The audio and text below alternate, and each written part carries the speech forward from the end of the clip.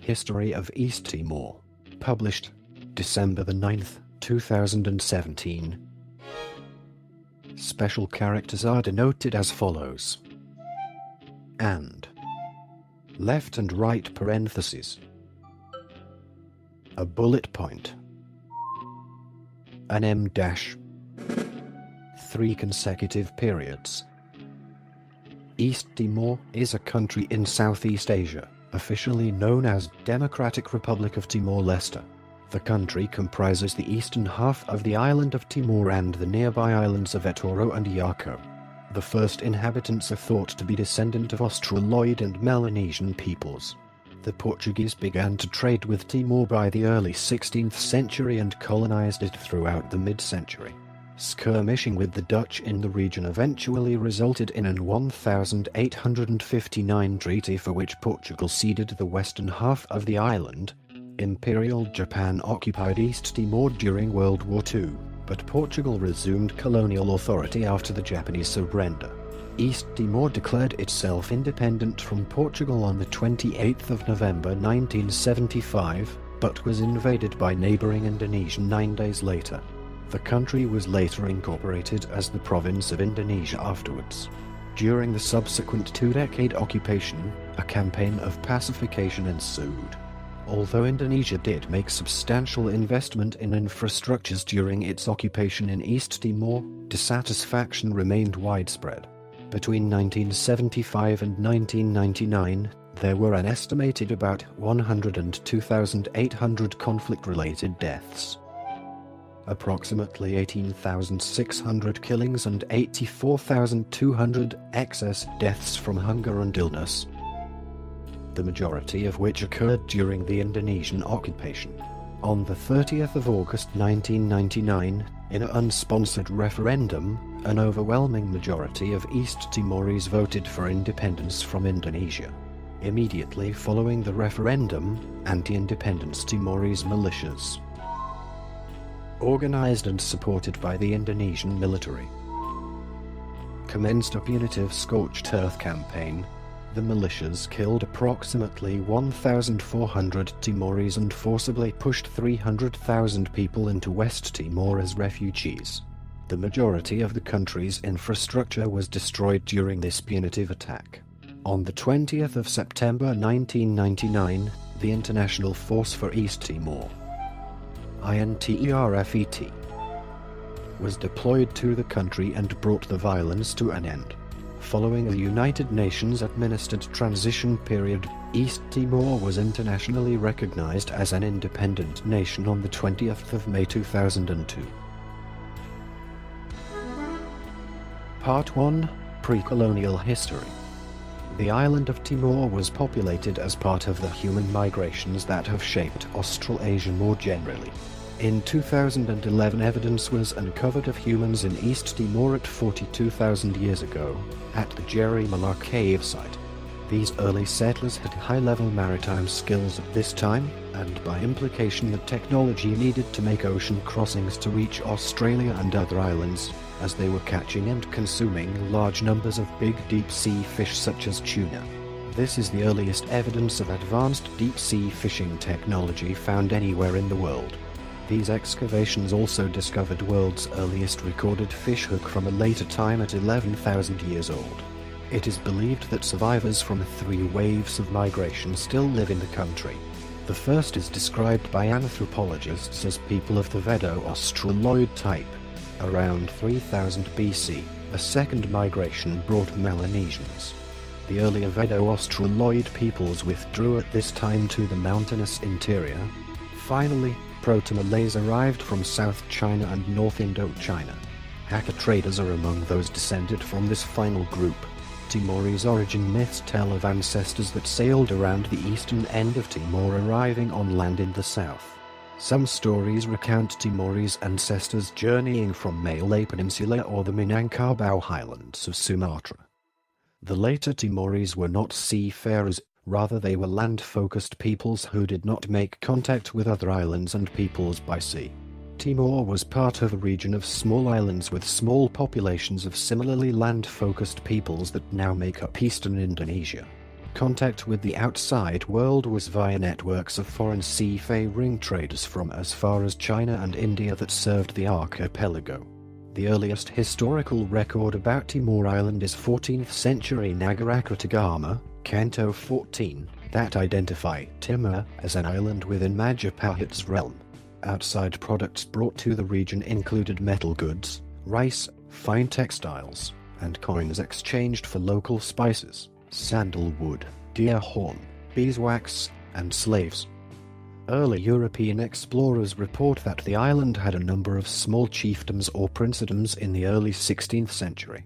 One of the most significant is the Wehali Kingdom in central Timor, to which the Tetum, Bunik and Kemak ethnic groups were aligned. Part 2. Portuguese rule. The first Europeans to arrive in the area were the Portuguese, who landed near modern Pant Makassar. These Portuguese were traders that arrived between 1509 and 1511. However, it was only in 1556 a group of Dominican friars established their missionary work in the area. By the 17th century, the village of Lifau, known today as Oecussi enclave, became the center of Portuguese activities. At this time, Portuguese began to convert the Timorese to Catholicism. Since 1642, military expedition led by the Portuguese Francisco Fernandes took place. The aim of this expedition was to weaken the power of the Timor kings, and even as this expedition was made by the topazes, the Black Portuguese, it succeeded to extend the Portuguese influence into the interior of the country. In 1702, the territory officially became a Portuguese colony, known as Portuguese Timor, when Lisbon sent its first governor, with Lifau as its capital. Portuguese control over the territory was tenuous, particularly in the mountainous interior. Dominican friars, the occasional Dutch raid, and the Timorese themselves provided opposition to the Portuguese. The control of colonial administrators, largely restricted to Dili, had to rely on traditional tribal chieftains for control and influence. For the Portuguese, East Timor remained little more than a neglected trading post until the late 19th century. Investment in infrastructure, health, and education was minimal. The island was seen as a way to exile those who the government in Lisbon saw as problems. These included political prisoners as well as ordinary criminals. Portuguese ruled through a traditional system of lurei. Local chiefs. Sandalwood remained the main export crop, with coffee exports becoming significant in the mid-19th century.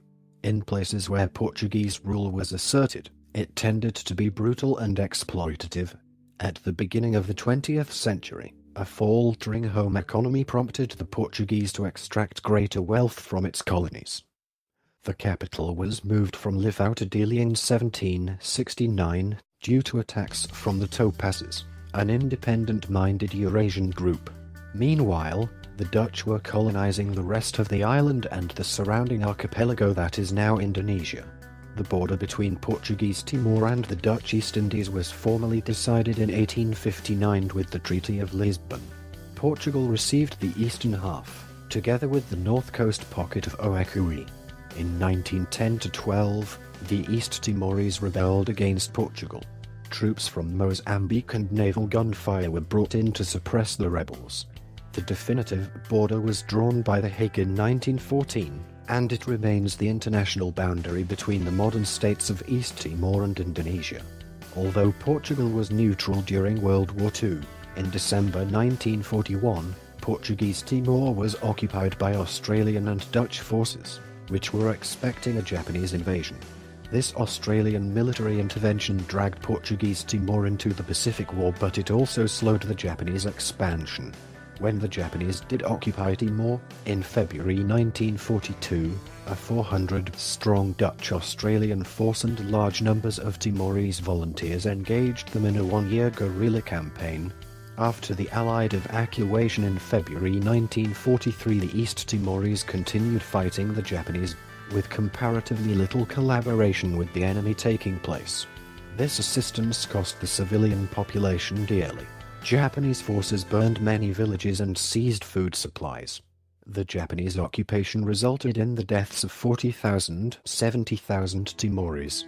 Portuguese Timor was handed back to Portugal after the war, but Portugal continued to neglect the colony. Very little investment was made in infrastructure, education and healthcare.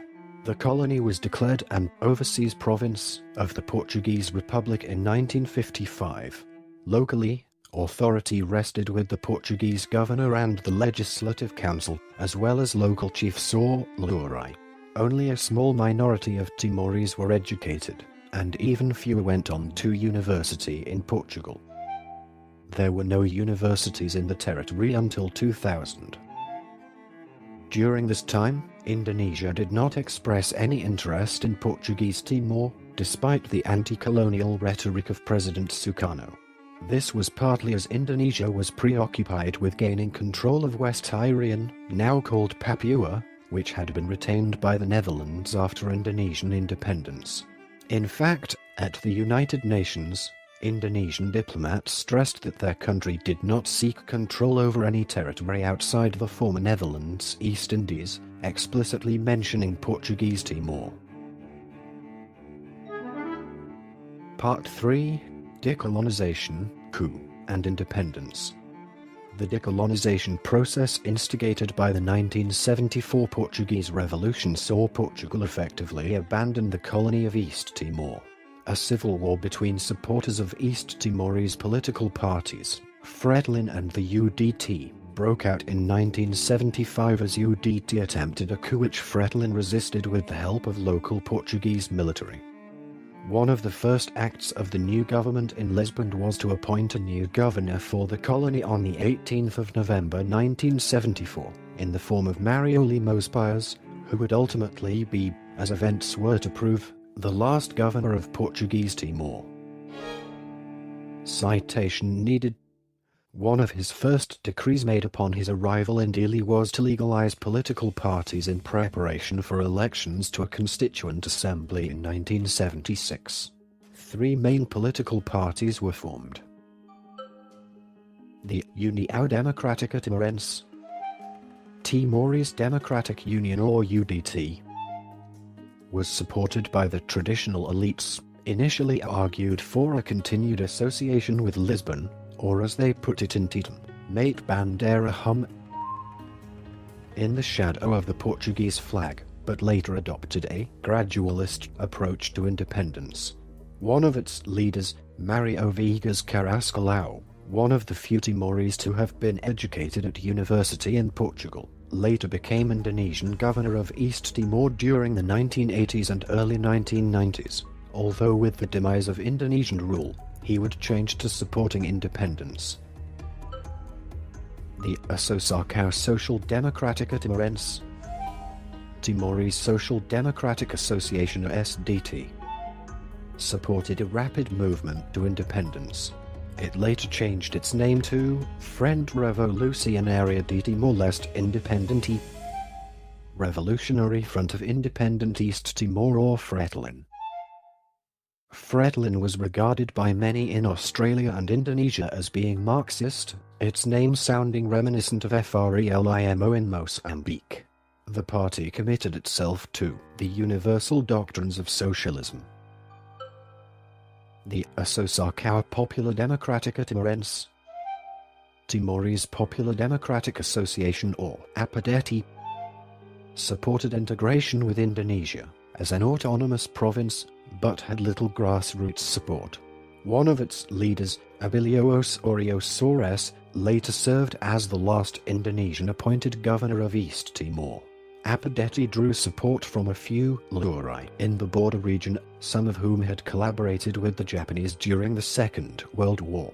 It also had some support in the small Muslim minority, although Mari Alkatiri, a Muslim, was a prominent Fretilin leader and became Prime Minister in 2002.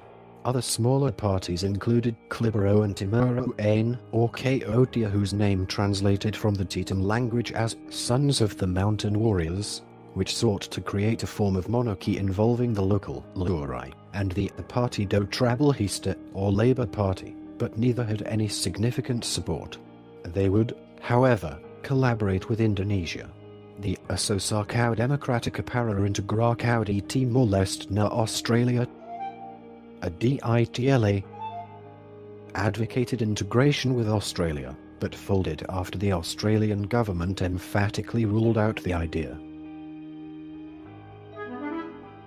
Part 3: Decolonisation, Coup, and Independence. Chapter 1: The parties compete, foreign powers take interest. Developments in Portuguese Timor during 1974 and 1975 were watched closely by Indonesia and Australia. Suharto's New Order, which had effectively eliminated Indonesia's Communist Party PKI in 1965, was alarmed by what it saw as the increasingly left-leaning Fretilin, and by the prospect of a small independent leftist state in the midst of the archipelago inspiring separatism in parts of the surrounding archipelago. Australia's Labour Prime Minister, Gough Whitlam, had developed a close working relationship with the Indonesian leader, and also followed events with concern. At a meeting in the Javanese town of Wonosobo in 1974, he told Suharto that an independent Portuguese Timor would be an unviable state and a potential threat to the stability of the region.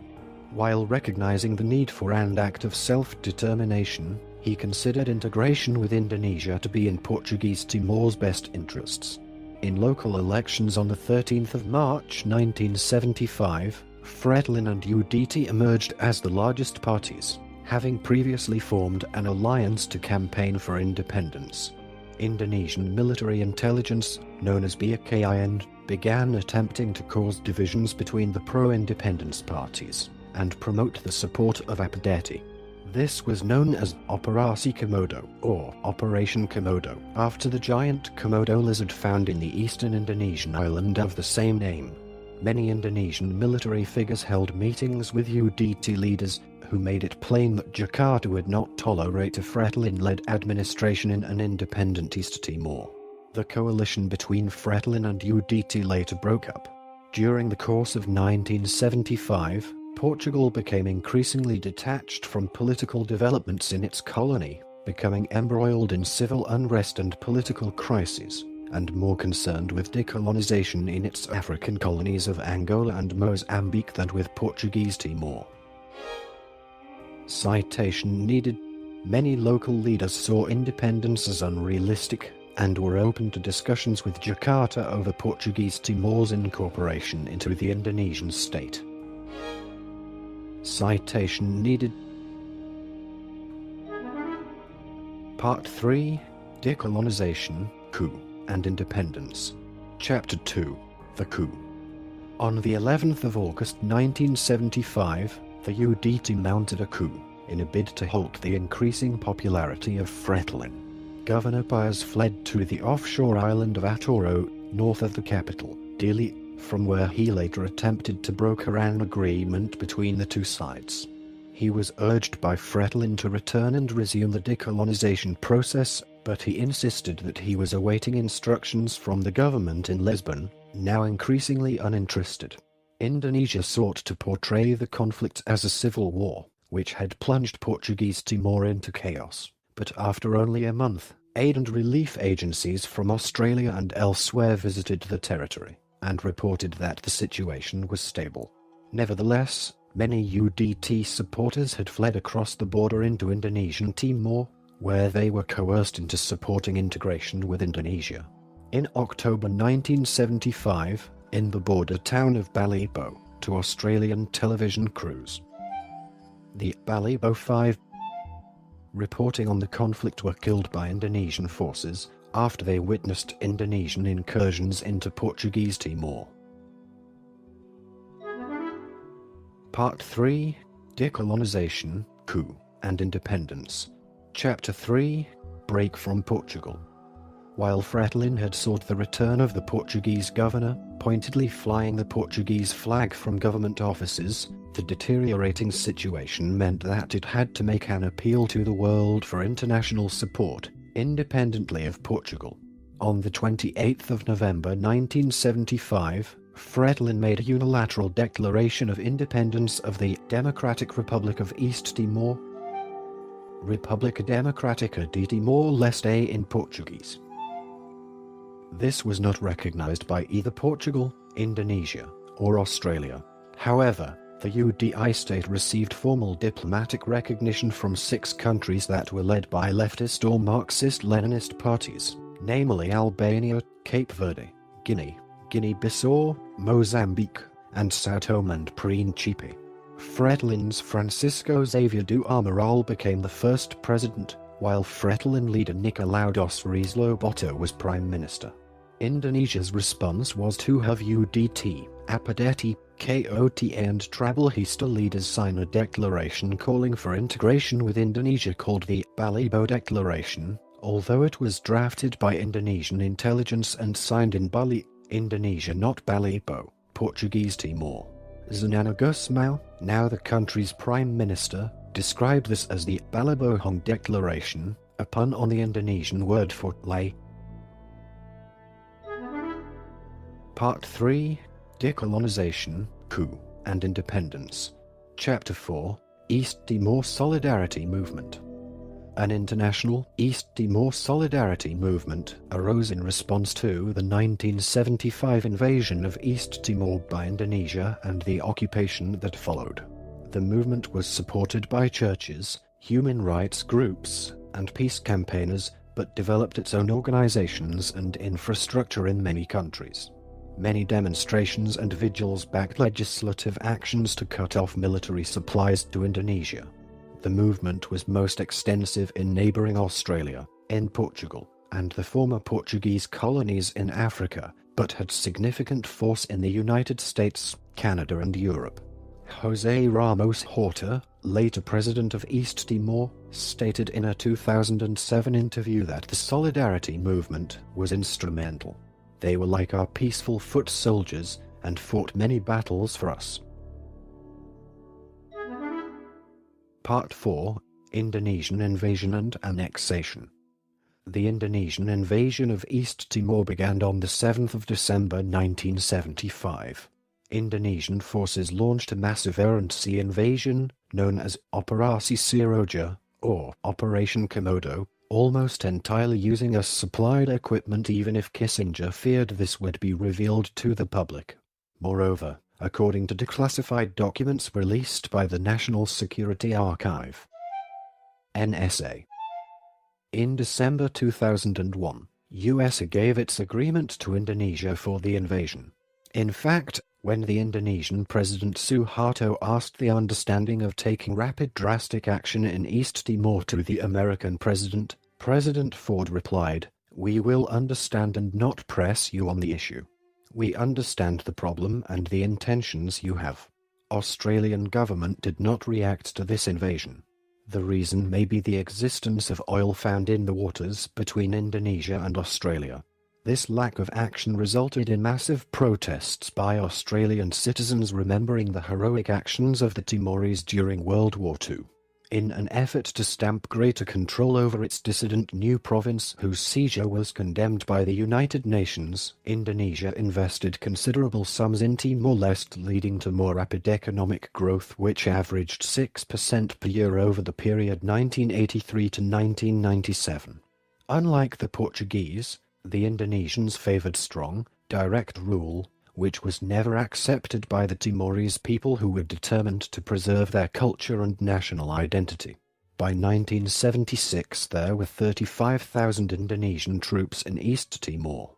Falindal, the military wing of Fretilin, fought a guerrilla war with marked success in the first few years but weakened considerably thereafter. The cost of the brutal takeover to the East Timorese was huge. It's estimated that at least 100,000 died in the hostilities, and ensuing disease and famine. Other reported death tolls from the 24-year occupation range from 60,000 to 200,000. A detailed statistical report prepared for the Commission for Reception, Truth and Reconciliation in East Timor cited a lower range of 102,800 conflict-related deaths in the period 1974 to 1999, namely, approximately 18,600 killings and 84,200 excess deaths from hunger and illness. There were also reports of rapes, burning and sacking of buildings. By February 1976, with troops spreading out from the capital to occupy villages to the east and south, East Timor's Indonesian-appointed Deputy Governor, Lopez La Cruz, admitted that 60,000 East Timorese had been killed. Troop numbers were increased and draconian controls were imposed on the population, isolating the territory from the outside world.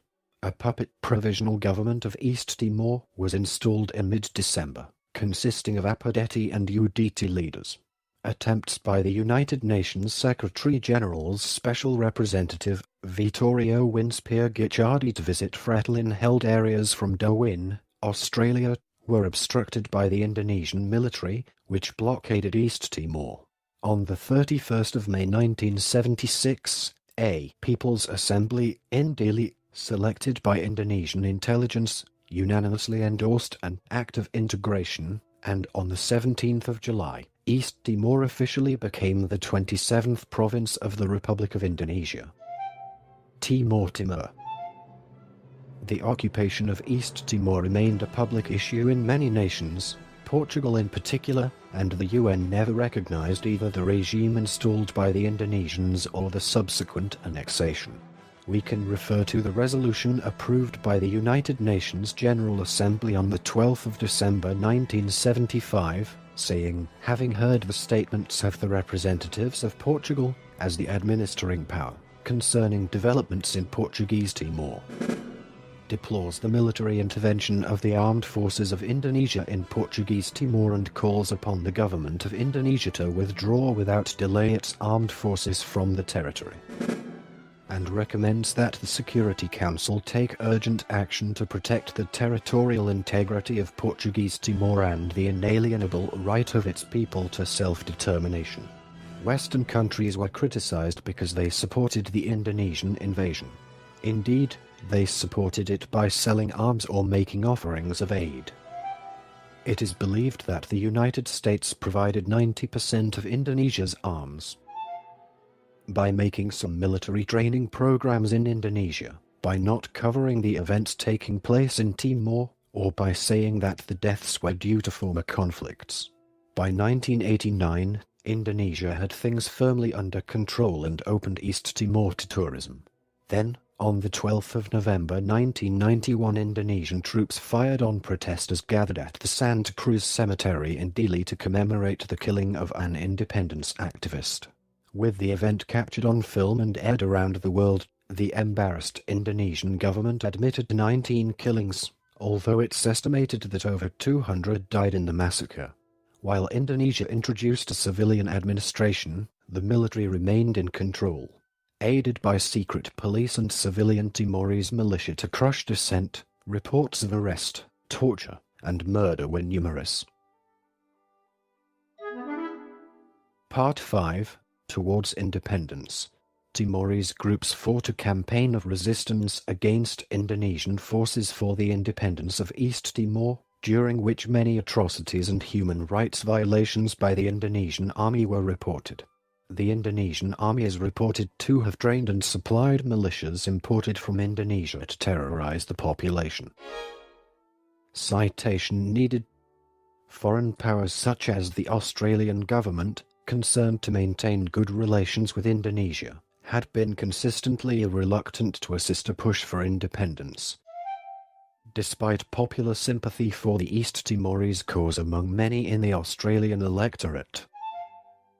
However, the departure of President Suharto and a shift in Australian policy by the Howard government in 1998 precipitated a proposal for a referendum on the question of independence. Ongoing lobbying by the Portuguese government also provided impetus. Part 5. Towards Independence. Chapter 1. Effects of the Dili Massacre.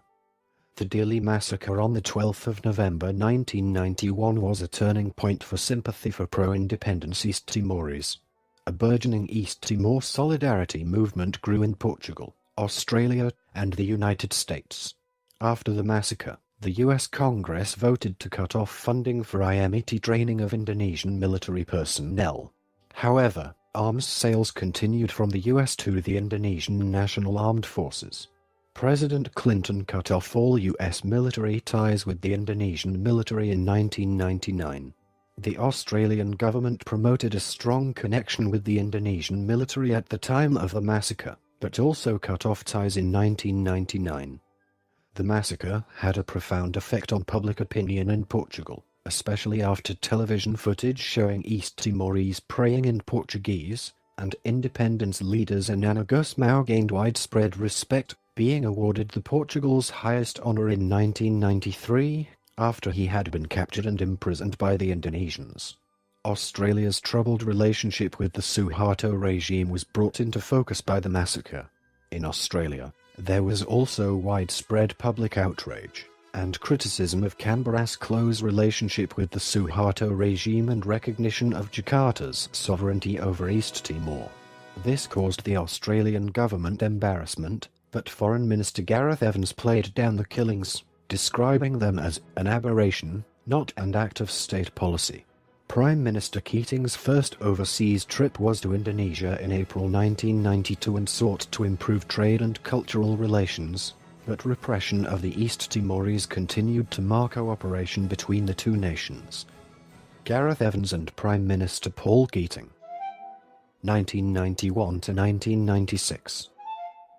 Gave maintenance of close relations with the Indonesian government a high priority, as did the subsequent Prime Minister John Howard and Foreign Minister Alexander Downer during their first term in office. 1996 to 1998.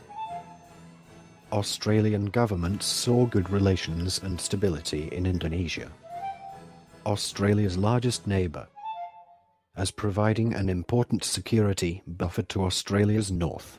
Nevertheless, Australia provided important sanctuary to East Timorese independence advocates like José Ramos Horta, who based himself in Australia during his exile. The fall of President Suharto and the arrival of President B.J. Habibie in 1998 and the rise of Indonesian democracy brought a new prospect for a potential change in the dynamic between the Australian and Indonesian governments. Part 5, Towards Independence. Chapter 2, Role of the Catholic Church. The Catholic Church in East Timor played an important role in society throughout the Indonesian occupation. While just 20% of East Timorese called themselves Catholics in 1975, the figure surged to reach 95% by the end of the first decade after the invasion.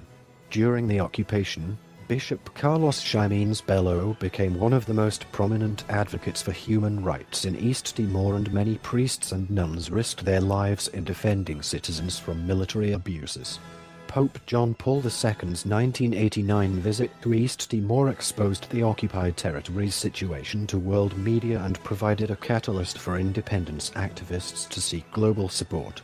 Officially neutral, the Vatican wished to retain good relations with Indonesia, the world's largest Muslim nation.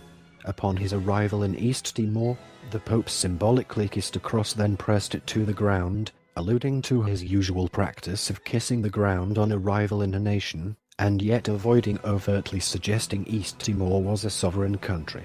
He spoke fervently against abuses in his sermon, whilst avoiding naming the Indonesian authorities as responsible. In 1996, Bishop Carlos Felipe Ximenes Belo and José Ramos Horta, two leading East Timorese activists for peace and independence, received the Nobel Peace Prize for their work towards a just and peaceful solution to the conflict in East Timor. A number of priests and nuns were murdered in the violence in East Timor that followed the 1999 independence referendum. The newly independent nation declared 3 days of national mourning upon the death of Pope John Paul II in 2005. Part 5, Towards Independence. Chapter 3, International Lobbying. Portugal started to apply international pressure unsuccessfully, constantly raising the issue with its fellow European Union members in their dealings with Indonesia.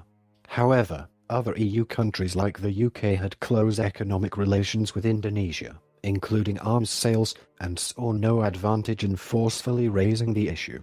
In the mid-1990s, the pro-democracy People's Democratic Party (PRD) in Indonesia called for withdrawal from East Timor. The party's leadership was arrested in July 1996.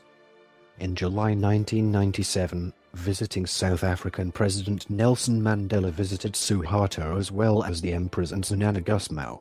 He urged the freeing of all East Timorese leaders in a note reading, "We can never normalize the situation in East Timor unless all political leaders, including Mr. Gusmão, are freed. They are the ones who must bring about a solution." Indonesia's government refused but did announce that it would take 3 months off Gusmão's 20-year sentence. In 1998, following the resignation of Suharto and his replacement by President Habibie, Jakarta moved towards offering East Timor autonomy within the Indonesian state, although ruled out independence, and stated that Portugal and the UN must recognize Indonesian sovereignty. Part 5, Towards Independence. Chapter 4, Referendum for Independence, Violence. New Indonesian President B.J. Habibie was prepared to consider a change of status for East Timor. Portugal had started to gain some political allies, firstly in the EU, and after that in other places of the world, to pressure Indonesia. In late 1998, the Australian Prime Minister John Howard with his Foreign Minister Alexander Downer drafted a letter setting out a major change in Australian policy. The letter supported the idea of autonomy but went much further by suggesting that the East Timors be given a chance to vote on independence within a decade. The letter upset Habibie, who saw it as implying Indonesia was a colonial power, and he decided in response to announce a snap referendum to be conducted within 6 months. News of the proposal provoked a violent reaction in East Timor from pro-Indonesian militia. The Indonesian army did not intervene to restore order. At a summit in Bali, John Howard told Habibie that a United Nations peacekeeping force should oversee the process. Habibie rejected the proposal, believing it would have insulted the Indonesian military. The referendum, held on the 30th of August, gave a clear majority. 78.5% in favor of independence, rejecting the alternative offer of being an autonomous province within Indonesia, to be known as the Special Autonomous Region of East Timor. semiarid. Directly after this, Indonesian military supported East Timorese pro-integration militia and Indonesian soldiers carried out a campaign of violence and terrorism in retaliation. Approximately 1,400 Timorese were killed and 300,000 forcibly pushed into West Timor as refugees. The majority of the country's infrastructure, including homes, irrigation systems, water supply systems, and schools, and nearly 100% of the country's electrical grid were destroyed. Activists in Portugal, Australia, the United States, and elsewhere pressured their governments to take action. The violence was met with widespread public anger in Australia. The opposition spokesman on foreign affairs, Labour's Larry Broughton, was vocal in highlighting evidence of the Indonesian military's involvement in pro-integrationist violence and advocated United Nations peacekeeping to support the East Timor's ballot. The Catholic Church in Australia urged the Australian government to send an armed peacekeeping force to East Timor to end the violence. Street protesters harried the Indonesian embassy. John Howard conferred with United Nations Secretary-General Kofi Annan and lobbied US President Bill Clinton for an Australian-led international peacekeeper force to enter East Timor to end the violence. The United States offered crucial logistical and intelligence resources and an over-horizon deterrent presence. Finally, on the 11th of September, Bill Clinton announced, Indonesia, in dire economic straits, relented, and on the 12th of September, Indonesian President Habibie announced, it was clear that the UN did not have sufficient resources to combat the paramilitary forces directly. Instead, the UN authorized the creation of a multinational military force known as INTERFET, International Force for East Timor. With Security Council Resolution 1264. Troops were contributed by 17 nations, about 9,900 in total. 4,400 came from Australia, the remainder mostly from Southeast Asia. The force was led by Major General, now General, Peter Cosgrave. Troops landed in East Timor on the 20th of September 1999. On the 20th of September 1999, the Australian-led peacekeeping troops of the International Force for East Timor, INTERFET, deployed to the country and brought the violence to an end. Part 6. The Independent Republic. The administration of East Timor was taken over by the UN through the United Nations Transitional Administration in East Timor, UNTAET. Established on the 25th of October 1999, the INTERFET deployment ended on the 14th of February 2000 with the transfer of military command to the UN. Elections were held in late 2001 for a constituent assembly to draft a constitution, a task finished in February 2002. East Timor became formally independent on the 20th of May 2002. Xanana Gusmão was sworn in as the country's president. East Timor became a member of the UN on the 27th of September 2002. On the 4th of December 2002, after a student had been arrested the previous day, rioting students set fire to the house of the Prime Minister Mari Al-Qatari and advanced on the police station. The police opened fire and one student was killed, whose body the students carried to the National Parliament building. There they fought the police, set a supermarket on fire and plundered shops. The police opened fire again and 4 more students were killed. Al-Qatari called an inquiry and blamed foreign influence for the violence. Relations with Australia have been strained by disputes over the maritime boundary between the two countries. Canberra claims petroleum and natural gas fields in an area known as the Timor Gap, which East Timor regards as lying within its maritime boundaries. Relations with Indonesia have been cordial. The two countries have defined most of their borders.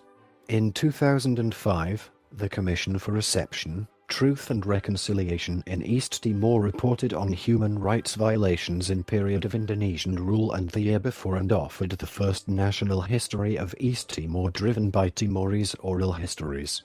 In 2008, the Indonesia-Timor Leste Commission of Truth and Friendship confirmed most of the earlier Commission's findings. Part 6. The Independent Republic. Chapter 1. 2006 Crisis. Unrest started in the country in April 2006 following riots in Dili. A rally in support of 600 East Timorese soldiers, who were dismissed for deserting their barracks, turned into rioting where 5 people were killed and over 20,000 fled their homes. Fierce fighting between pro-government troops and disaffected Falintal troops broke out in May 2006.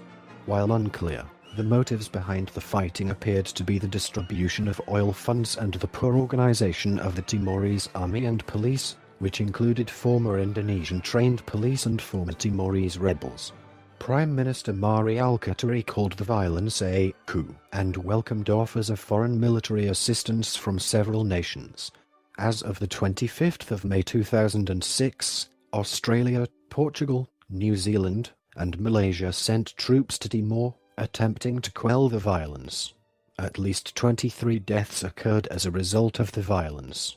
On the 21st of June 2006, President Xanana Gusmão formally requested Prime Minister Mari Al-Qatari step down. A majority of Fretilin party members demanded the Prime Minister's resignation, accusing him of lying about distributing weapons to civilians. On the 26th of June 2006, Prime Minister Mari Al-Qatari resigned, stating, "I declare I am ready to resign my position as Prime Minister of the government," so as to avoid the resignation of His Excellency the President of the Republic. In August, rebel leader Alfredo Reinado escaped from Bacora prison, in Dili. Tensions were later raised after armed clashes between youth gangs forced the closure of President Nicolau Loboto International Airport in late October. In April 2007, Gusmão declined another presidential term.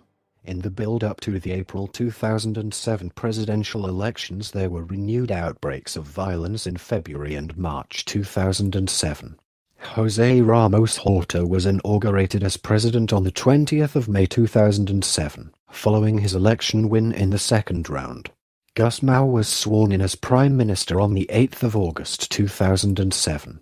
President Ramos Horta was critically injured in an assassination attempt on the 11th of February 2008, in a failed coup apparently perpetrated by Alfredo Reinaldo, a renegade soldier who died in the attack. Prime Minister Gusmão also faced gunfire separately but escaped unharmed. The Australian government immediately sent reinforcements to East Timor to keep order. New Zealand announced in early November 2012 it would be pulling its troops out of the country, saying the country was now stable and calm. 5 New Zealand troops were killed in the 13 years the country had a military presence in East Timor. Part 6. The Independent Republic. Chapter 2. United Nations Missions.